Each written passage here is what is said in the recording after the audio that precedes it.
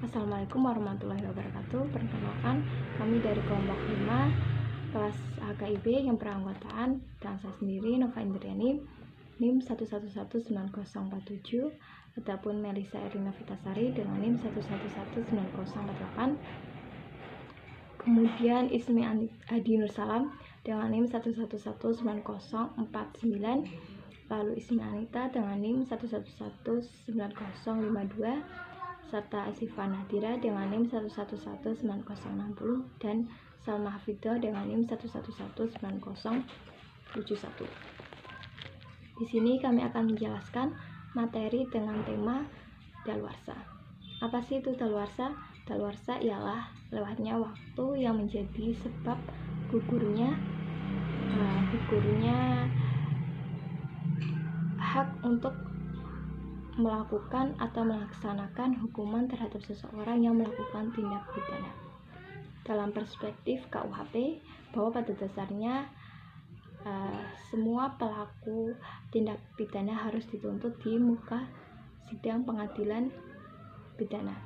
Akan tetapi, baik secara umum atau secara khusus, undang-undang menentukan peniadaan penghapusan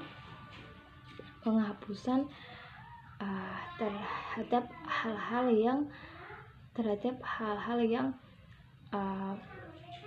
tertentu, misalnya karena adanya daluarsa.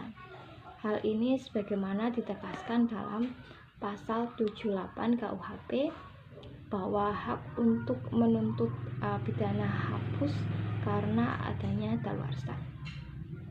Bab selanjutnya akan disampaikan oleh rekan saya, Melisa Erlina Vitasari. Yang kedua, apa dasar hukum dalil daluarsa? Dasar hukum hapusnya hak menuntut pidana karena daluarsa diatur dalam pasal 78 sampai pasal 81 KUHP. Dasar dari ketentuan tersebut sama dengan dasar dari ketentuan pasal 76 ayat 1 tentang asas nebis in idem, ialah untuk kapasitas hukum bagi setiap kasus pidana agar si pembuatnya tidak selama-lamanya ketentraman hidupnya diganggu tanpa batas waktu oleh ancaman penuntutan negara. Pada suatu waktu, gangguan seperti ini harus diakhiri orang yang berdosa karena melakukan tindak pidana. Untuk menghindari penuntutan oleh negara mengharuskan dia untuk selalu bersikap waspada kepada setiap orang, bersembunyi, menghindari pergaulan umum yang terbuka. Semua itu membuat ketidaktenangan hidupnya. Ketidaktenangan hidup yang sekian lama sebelum masa daluarsa berakhir pada dasarnya adalah suatu penderitaan jiwa yang tidak berbeda dengan penderitaan akibat menjalani suatu pidana yang dijatuhkan oleh pengadilan. Selain alasan untuk kepastian hukum, prinsip lewatnya waktu juga didasarkan pada faktor kesulitan dalam hal untuk mengungkapkan kasus perkara. Mengajukan tuntutan pidana pada dasarnya adalah berupa pekerjaan mengungkap suatu peristiwa sebagaimana kejadian senyatanya pada waktu kejadian yang sudah berlalu. Pengungkapan peristiwa memerlukan bukti-bukti yang ditentukan dan diatur menurut ketentuan undang-undang, baik mengenai macam-macamnya maupun cara sistem penggunaannya. Semakin lama lewatnya waktu, akan semakin sulit untuk memperoleh alat-alat bukti tersebut. Selanjutnya yaitu tentang apa saja macam-macam daluarsa. Yang pertama, daluarsa memperoleh. Daluarsa memperoleh adalah lewat waktu sebagai cara memperoleh hak milik atas suatu benda. Syarat adanya daluarsa ini harus ada iktikat baik dari pihak yang menguasai benda tersebut seperti dalam pasal 1963 KUH Perdata. Seorang yang dengan iktikat baik memperoleh suatu barang tak bergerak, suatu bunga atau suatu piutang lain yang tidak harus dibayar atas tunjuk, dengan suatu basit selama 20 tahun memperoleh hak milik atasnya dengan jalan lewat waktu. Seorang yang dengan iktikat baik menguasai sesuatu selama 30 tahun memperoleh hak milik tanpa dapat dipaksa untuk menunjukkan alas haknya. Seorang basiter yang jujur atas suatu benda yang tidak bergerak lama-kelamaan dapat memperoleh hak milik atas benda tersebut. Dan apabila ia bisa menunjukkan suatu titik yang sah, maka dengan daluarsa 20 tahun sejak mulai menguasai benda tersebut. Misalnya, Nisa menguasai tanah pekarangan tanpa adanya titik yang sah selama 30 tahun. Selama waktu itu tidak ada gangguan dari pihak ketiga, maka demi hukum tanah pekarangan itu menjadi miliknya dan tanpa dipertanyakan alas hukum tersebut. Kedua, daluarsa membebaskan. Daluarsa membebaskan adalah seorang dapat dibebaskan dari suatu penagihan atau tuntutan hukum oleh karena lewat waktu. Oleh undang-undang ditetapkan bahwa dengan lewatnya waktu 30 tahun setiap orang dibebaskan dari semua penagihan atau tuntutan hukum. Ini berarti bila seorang digugat untuk membayar suatu hutang yang sudah lebih dari 30 tahun lamanya, ia dapat menolak gugatan itu dengan hanya mengajukan bahwa ia selama 30 tahun belum pernah menerima tuntutan gugatan itu.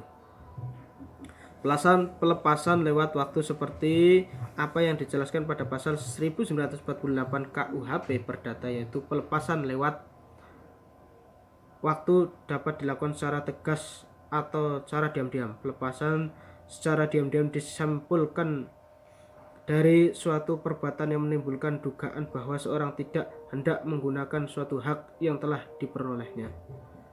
Pelepasan daluarsa dibagi menjadi dua, yaitu yang pertama dilakukan secara tegas. Seorang yang melakukan perikatan tidak diperkenakan melepaskan daluarsa sebelum tiba waktunya.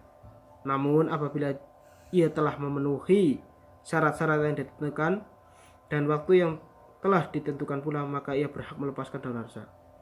Yang kedua, bila secara diam-diam. Pelepasan yang dilakukan secara diam-diam ini terjadi karena si pemegang daluarsa tidak ingin mempergunakan haknya diam dalam sebuah perikatan. Untuk selanjutnya, terima kasih. Hitung daluarsa pada umumnya dilakukan berdasarkan hitungan hari. Jika batas waktu untuk daluarsa telah ditentukan baik itu oleh undang-undang, kesepakatan bersama, dan keputusan sepihak yang dimuat dalam brosur maupun surat perjanjian yang dibuat secara baku oleh suatu lembaga, maka batas daripada daluarsa dihitung setelah batas akhir dari hari yang telah ditentukan oleh undang-undang maupun kesepakatan bersama telah lewat waktu. Untuk menentukan batas mulai berlakunya atau berjalannya daluarsa secara sah berdasarkan pergantian hari sudah tentu tidak akan terlepas dengan berjalannya waktu atau jam, karena pergantian hari berdasarkan berjalannya waktu dimulai setelah pukul 00.01. Jadi apabila batas akhir dari hari yang telah ditentukan telah lewat, sejak itulah daluarsa secara sah berlaku umum atau telah berjalan, khususnya terhadap siapa saja yang berkepentingan dengan adanya ketentuan daluarsa, walaupun hanya terpaut 1 detik atau 1 menit saja. Secara yuridis pergantian hari telah dimulai karena yang menentukan adanya pergantian hari adalah waktu. Hal ini tertuang dalam pasal 1962 BW. Oke, saya Azifa Nadira, NIM 1119060 akan menjelaskan mengenai bagaimana cara mencegah terjadinya daluarsa. Nah, cara mencegah terjadinya daluarsa terhadap suatu hak yang telah dikuasai oleh pihak lain agar supaya kadaluarsa dapat tercegah dan tidak dapat diperlakukan atau dijalankan terhadap pemilik sesuatu hak yang telah dikuasai oleh orang lain. Caranya, yang pertama, pihak pemilik suatu hak memberikan peringatan atau teguran kepada salah satu pihak atau beberapa pihak yang telah menguasai hak kebendaannya. Selanjutnya, mengajukan gugatan kepada pihak yang telah menguasai hak kebendaan. Nah, pengakuan dari pemilik yang sebenarnya terhadap sesuatu hak yang menjadi miliknya disertai dengan alat bukti yang sah kepada pihak yang menguasai baik secara lisan maupun tertulis. Pemberitahuan dari pihak pemilik kepada pihak yang menguasai hak dapat dilakukan secara tertulis maupun lisan. Hanya saja, apabila pemberitahuan dilakukan secara lisan, diusahakan harus ada saksi atau aparat setempat yang menyaksikan adanya pemberitahuan kepada pihak yang menguasai sesuatu hak milik pihak lain. Dengan harapan, jika permasalahannya diangkat ke persidangan pengadilan, ada bukti saksi yang dapat digunakan untuk memperkuat adanya pemberitahuan. Nah, batas waktu akhir kadaluarsa tidak dapat diberlakukan terhadap pemilik sesuatu hak jika telah mengadakan peringatan, gugatan, pengakuan, dan pemberitahuan terhadap pihak yang telah menguasai sesuatu hak milik orang lain. Itu sehingga akan dapat mengakibatkan batas waktu kadaluarsa yang ditentukan baik di dalam undang-undang maupun perjanjian yang telah disepakati oleh para pihak menjadi gugur atau batal. Demi hukum atau batas waktu kadaluarsa tidak dapat diberlakukan terhadap sesuatu hak yang telah dikuasai oleh pihak lain, karena secara yuridis batas kadaluarsanya telah tercegah pasal 1978 sampai dengan 1985 BW. Jadi apabila perkaranya diangkat ke persidangan pengadilan, pihak yang menguasai sesuatu hak milik pihak lain itu tidak dapat menggunakan alasannya dengan adanya kadaluarsa karena telah tercegah. Nah, mengingat batas atau berjalannya kadaluarsa atau ketentuannya berdasarkan hari terakhir, maka jika ternyata pihak pemilik telah berusaha untuk mencegah pada hari terakhir atau sebelumnya sebagaimana disebutkan yang tadi sebelumnya yang di atas itu, maka pihak milik terhadap sesuatu hak tidak dapat diperlakukan karena dengan adanya kadaluarsa, karena kadaluarsanya telah tercegah. Jadi tidak bisa lagi untuk mengelak lagi karena kadaluarsanya sudah tercegah. Sekian penjelasan mengenai bagaimana cara mencegah terjadinya kadaluarsa. Selanjutnya akan dibahas mengenai materi selanjutnya oleh Saudara Salma. Terima kasih. Selanjutnya, apa saja yang menjadi sebab-sebab yang dapat menangguhkan daluarsa? Dalam hubungan keperdataan, berjalannya daluarsa dapat diberlakukan kepada semua orang, kecuali terhadap yang pertama orang-orang yang belum dewasa, yang kedua orang-orang yang berada di bawah pengampuan, yang ketiga orang-orang yang masih terikat hubungan suami istri, yang keempat utang piutang yang dapat ditagih dalam waktu tertentu dan waktu yang telah ditentukan itu belum terlewati. Yang kelima, ahli waris dari orang yang sudah meninggal, misalnya janda, duda, dan anak-anaknya. Pengecualian sebagaimana disebutkan di atas adalah sebab-sebab yang dapat menangguhkan berjalannya daluarsa. Pasal 1986, 1987, 1988, 1989, 1990, 1991, alinea ke-1 BW.